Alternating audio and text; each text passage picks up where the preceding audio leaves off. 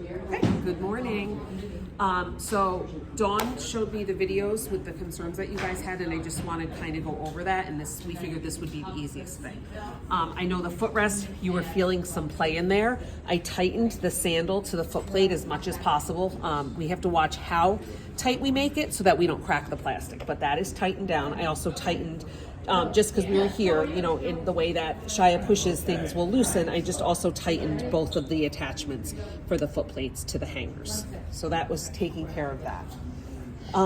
The difference in the arm. So the arms are directly mounted to the back cane. So their relationship or their placement is based on where the back cane is. So you are correct in that the level or the length of them looks uneven, that they're not in the exact same spot. And that's because I'm gonna come back. his back canes are also not in the same exact spot. With the dynamic hardware and the polymer and the way that it gives, what happens is over time it's going to give, and it compresses, so it's going to stop not exactly where it did when it was brand new.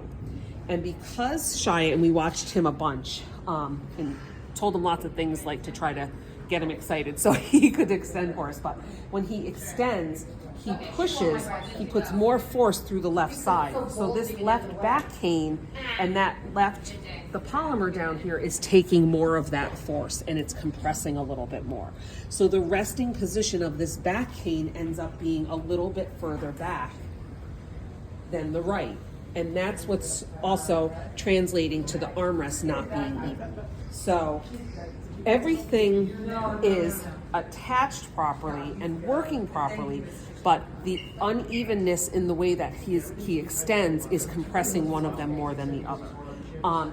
It was a little bit loose. I did also go through and tighten all of the attachment points on the outside on both sides, and it really wasn't too big of a deal. But this, I know you were pointing that this bracket happens to sit pretty close on top of where the spacers are here, so I matched the other one as well, and I also re-tightened everything, all of the hardware. So